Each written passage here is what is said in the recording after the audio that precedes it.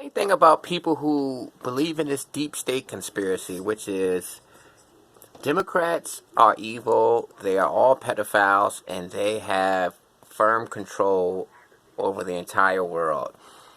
You know, the Democrats are these evil characters that are responsible for everything that's corrupt about the world. All right. And the people who believe in this deep state conspiracy find out about the deep state conspiracy in the first place from the internet. They go on the internet and they read all of these stories about how Democrats have complete control over the world, how they're so corrupt, how they're this, that.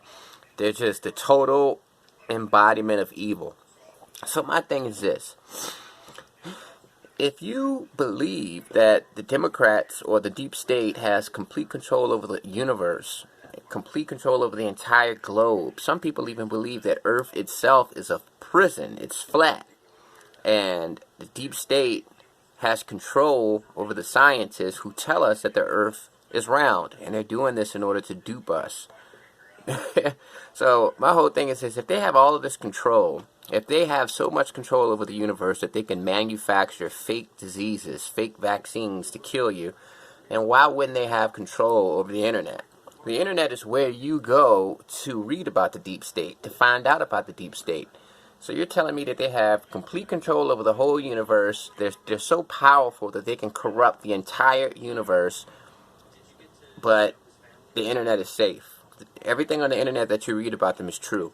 So it's not possible that the deep state has created this whole deep state conspiracy to distract you, to make you, to throw you a red herring.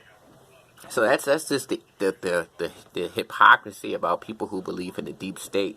The bottom line is hierarchies develop everywhere that you have humans. If you are at a McDonald's, a 7-Eleven, gas station, and you work there, you have your own deep state. You're going to have an establishment that is able to do what they want to do because they've probably been working there longer than you. They've been working there for years and years, so they're firmly entrenched into the system to the point where they can get away with breaking the rules and doing what they want to do. Meanwhile, you might be new. You just started working there. So you're not going to have the same privileges that they have.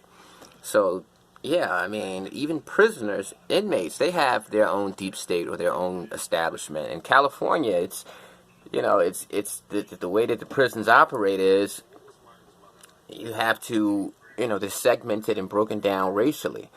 Each particular race only deals with each other. And each race has their own deep state. They have their own establishment, their own leadership base. So the bottom line is, wherever you have people, you're going to have an establishment. You're going to have a group of people who are who ascend to the top of that particular social structure, and they're going to be benefiting more than other people. And wealthy people are tiny in comparison to unwealthy people. And quite naturally, wealthy people have the same interests. So of course they're going to work together to make sure that their interests are ahead of our interests, because an unwealthy person's interests conflict with a wealthy person's interests. So the whole idea of a deep state is just a paranoid person's way of explaining a simple fact of human nature. Hierarchies, they're everywhere. Everywhere that you have people, there's going to be an automatic hierarchy. You're going to have people who are in charge, people who are at the top. You're going to have people in the middle, people at the bottom. You're going to have people who can do what they want to do, people who benefit from the system, and you're going to have people at the bottom who don't benefit from the system, and people who feel like they're being oppressed by the system. That's just natural.